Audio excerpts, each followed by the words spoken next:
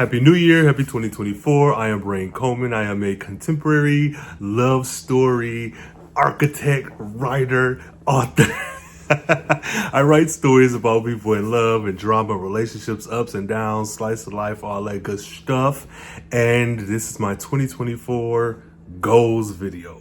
Stop, I'm being so dramatic. I'm always being so dramatic.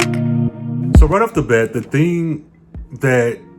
question rather that stuck in my mind, and this is probably from like some movie or TV show I watched years ago, but what's that Queen Latifah movie when she had a year to live? So the question is, what would you do if you only had a year? Now, we're not speaking anything morbid or anything over the top where we might not make it into 2025, but that got me to thinking about, okay, within your realm of possibilities, things that you are able to do, what would you do if this was your last year to live? And so for me, of course, it's writing.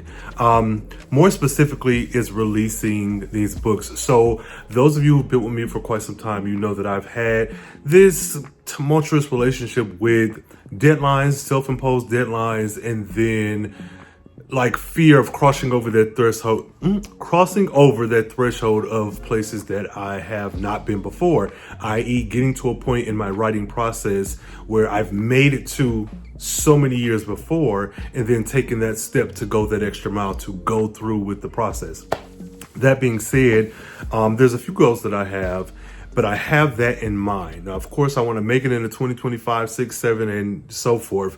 But if this was to be my last year, what would I want to do? Well, first and foremost, I want to develop these healthy habits.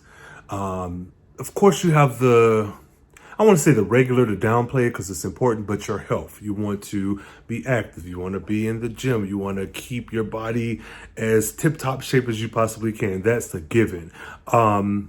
But aside from that, one thing that I would like to do is actually go to the library.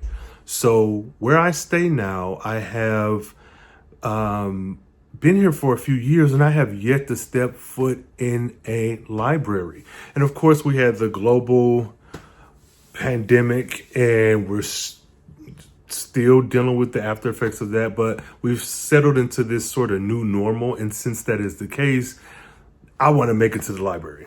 And not just once. The first one may not be the one for me. The second one may be the one that Joe worked at from Netflix's You. I want to find a library and visit at least a couple times this year. Like, why not? And that was prompted by me wanting to go, but also seeing that young man on TikTok, Michael. I don't know his handle. I'll put his picture or something up here, but he's the librarian who is like soft-spoken, very excited. Everything on his content is about learning and reading and library and etc. And I was like, you know what? You're right, Michael. I need to get back to the library. So that's also one of my goals as well. Travel more, eat better, work out more. The basics. Everyone checks those boxes. Well, to wrap that up, I want to just be more consistent. And I don't really care about those failed resolutions because it's going to happen. But that's not really a big concern of mine. It's just seeing how, if they're going to fizzle out, try to push them to the very last moment to fizzle out and really just make things healthy habits. All right. So the reason we're all here, what I want to do this year is release 2 books. I feel like that is doable, if not more. I don't want to be like, oh, if I do 1, that'll be great. No, I want 2 and a possible. I've been going back and forth between 2 stories of mine that I wanted to kind of figure out which one would be released first. Check out my 2023 wrap up, how reflection video, and that kind of goes into more detail. But in short, there's one book that is about some siblings dealing with some love and relationship stuff over the course of the winter holiday season. And then this other book is about a woman dealing with a change in life and lifestyle, and how she maneuvers through life as a 30-something dealing with those. And so I was toying with like, which one am I going to release? And the one with the siblings is the one that I wanted to release because it's a one and done. It's a holiday festive book. But the more I sat with it, there are things that need to be changed, updated, and kind of moved around with that one. And I'm still actively working on it. Whereas the one about the woman dealing with life changes, that's done. I'm currently going through and figuring out the second installment because it is a duet series. And so that was the other difference, is that I didn't want to publish it until I had the second one completely done to the same degree as the first one. But here we are. So with that, and I wrote a couple notes here, I want to release those 2 books, and that's with everything that comes with it. Making those smaller deadlines and goals for myself to reach that overarching goal, which is to release. And instead of just saying, oh, I want to release these 2 books, like breaking down the actual things that are going to have to be in play for that to happen, such as getting a cover artist, dealing with the marketing portion of it, deciding which platform to use, different keywords, playlists, promoting myself. So there's a lot of things that I already do, and I do on a maybe the smaller scale more consistently, and sometimes a little bit larger. But the long and short of it is I want these 2 books to be out this year. So I'm still working on the back end, figuring out how that's going to happen and what does that look like for me. But that is a goal. Just to talk generally about these books. So it is following a young woman off the heels of a bad breakup, traveling across country to reunite with some family and then work on building herself up. She's a 30-something who is very tenacious, very talented, but is getting in her own way. And this book follows her journey to like rediscovering herself. And in the midst of that, there are the relationship woes, there are the new friends, found family, things of that nature. And I haven't really thought about tropes too extensively, but I know there's some grumpy sunshine, there's some forced proximity, there is found family, there is kind of sort of you touch her, you'll die thing, which that's something I'm still learning about, whatnot, but there's some of that in there. There is a plethora of characters to kind of latch on to. And then there is an additional story of a young man kind of dealing with the same, dealing with, are you good enough? And if you are, what does that look like? And why don't you believe it? And if you aren't, why do you think you're not? And what does that look like? And how does that idea show up in your life? And it has the backdrop of sunny California and the drama that entails.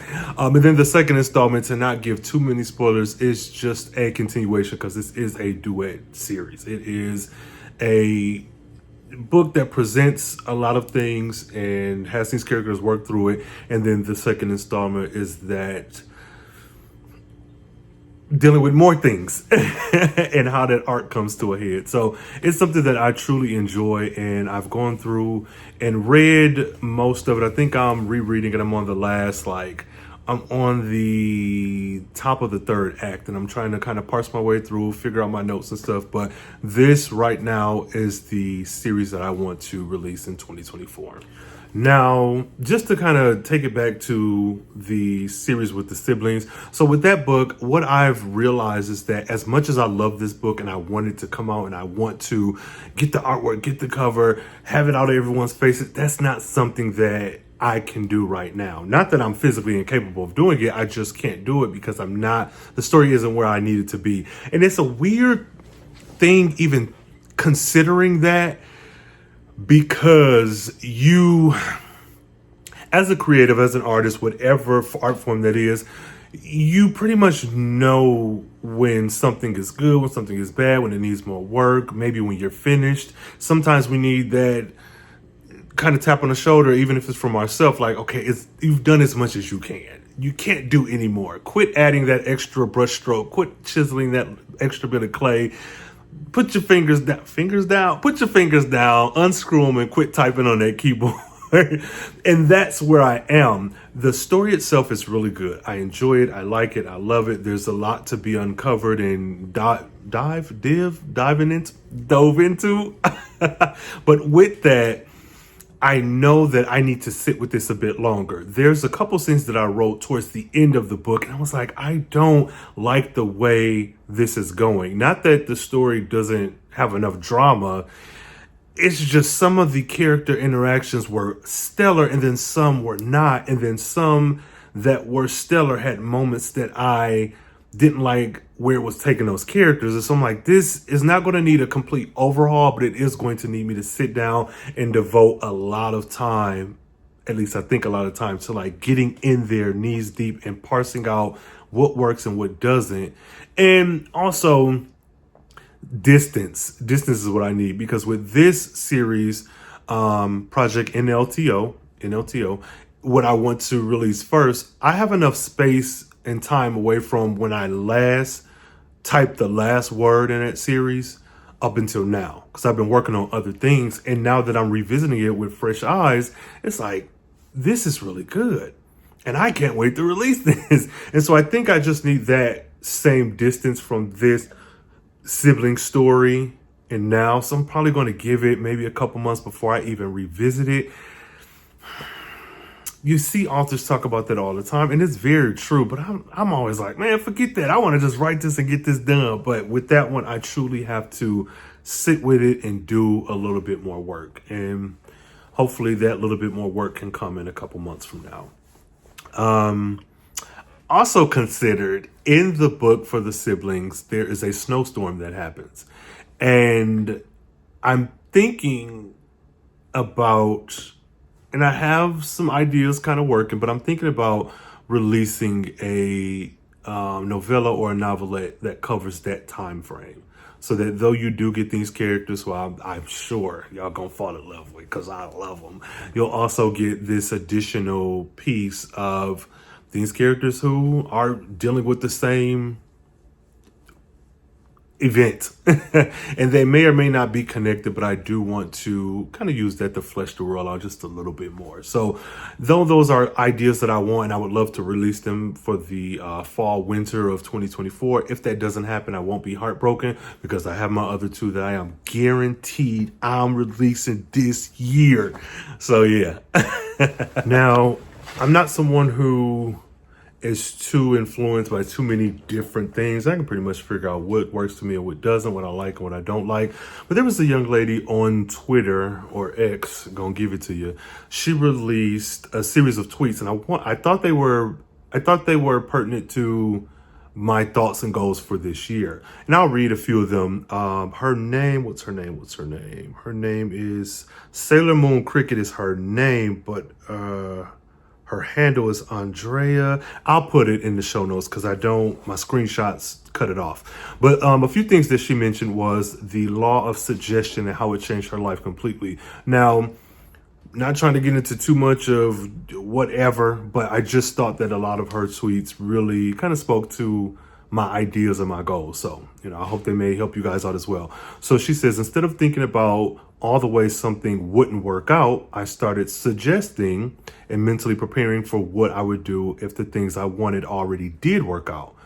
So that's something that kind of stopped me in my tracks from scrolling, because I'm thinking, if you look at some of my past videos, there is a lot of stress and frustration with these self-imposed deadlines, with getting certain books out, with being at a certain marker that I feel like I should be. And yes, we can always, all of us can improve even just a little bit.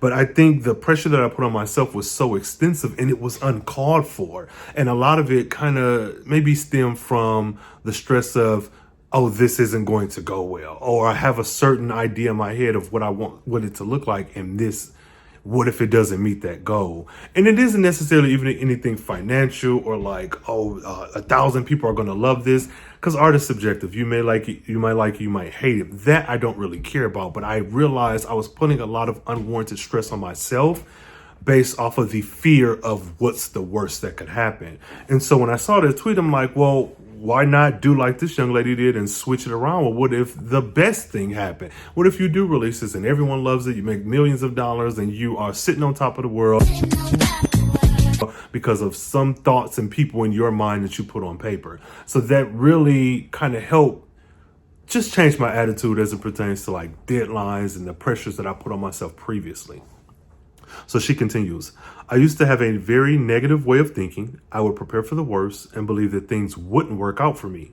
I was habitually in a state of doom preparation, which, again, there's this idea of preparing for the worst. And so if the worst never happens, you're already prepared for the best. But like the idea that you're preparing for the worst and not in a way of like, let me prepare so that I can experience comfort if these things happen, is like, no, what if I get cancer? What if I get into a car accident? What if, a relative passes away? Again, this is speaking to me. She says, but when you tap into suggestion law, I don't know, you train your brain to come up with positive outcomes. That's the part that really spoke to me. So instead of, damn, what if I don't get that job? You change that to, oh, what if I do get that job? Then what will I do next? Or what if it has already worked out in my favor? That's cool too. The simple mindset shift can cause an entirely new ocean of ideas and thoughts forms that cut your anxiety about the future and keep you in the present, because you're developing ease for your mind and focusing on positive outcomes instead of pre-planning for negative ones. She said a mouthful there. So kudos and shout out to Andrea. Again, I don't have the full name in these screenshots, but I'll definitely add that to the show notes. Now, the word of this year. So there's actually two things. So one for me is deadlines. Now, I mentioned before and in this video about the self-imposed deadlines that have stressed me out, which that is the case. But I think my issue in the past had been these big overarching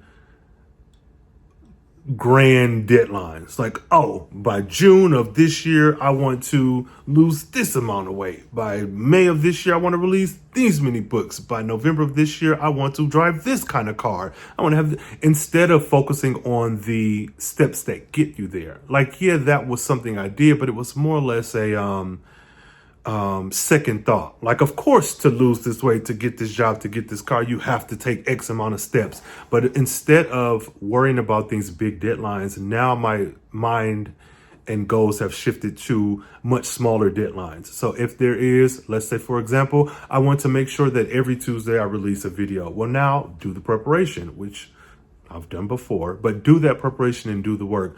Record, edit, schedule, work out the marketing, and like do all that in ahead of time. So when that Tuesday does come and go, you're not then trying to scramble to figure this stuff out Monday night or early Tuesday morning. You get? So that's kind of where I am with that. So for me, it's setting smaller deadlines for myself throughout the year, as opposed to this big deadline that has no true direction. So setting deadlines for the smaller things that get me to that larger goal. And then the second word for the year would be intention. Things done on purpose and deliberately. I have said in the past, I want to release my book. I want to present it to the world. And with a combination of other things, excuses, reasons, and the like, that hasn't happened in the way that I wanted to. More intention. Things have to get done, and they'll get done this year. So that's my focus. And then folding that into every aspect of my life. Now, it may seem dramatic, but if I'm working, let's say 9 to 5, and then there's, 5 to 7. Well, I got to put in some hours of sleep there, but like, what else is taking up my time? Be more intentional. If I'm going to watch something on a streaming service, then how does that then help my writing? So is it a new series that is a rom-com? Like, I can watch that and that kind of feeds into my love story of it all. Is it some dark brooding mystery where now it's, okay, you want to write a mystery, you want to write some dark academia or something, how do you fold that in? And it's not to say that everything in my life has to work towards writing and releasing this book. Like, I can't enjoy or experience anything without that. But if you already have these same 24 hours every day, why not fold in that intention in that direction of the things that you want to do, and how can they be impacted, affected, and uplifted by the things you're already doing? I want to skate. That's one of my personal goals. I used to skate circles around these folks every Saturday at the skating rink with my cousins. We was whooping, but I've moved so far away from that childhood hobby that I was so good at. I want to start doing that again. So like, With my skating, let's say I do get into that and I, get semi-decent by May, June, and then I'm stellar by November. Well, now one of my characters might be skating too, and all the bumps and bruises that it took for me to get to that point, that's going to be reflected in that book as well. So for me, it's more about the intention, doing everything with intention, holding on to those lived in experiences and seeing how can I fold them into other aspects of my life. Deadlines and intention. So with that being said, thank you guys so much for listening to me talk about my 2024. And tell me about yours. What are some goals and some things that you'd like to accomplish or that's going to be on your radar for 2024?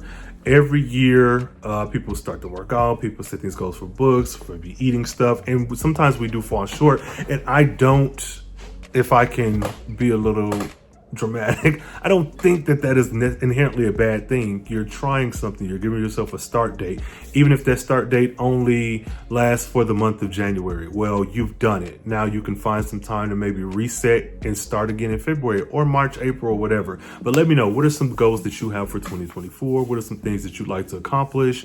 And then what are you doing to get there? If you want to learn how to swim, what are you going to do? You're going to go to your YMCA, more frequently. If you want to rock climb, is there a rock climbing base camp in your area?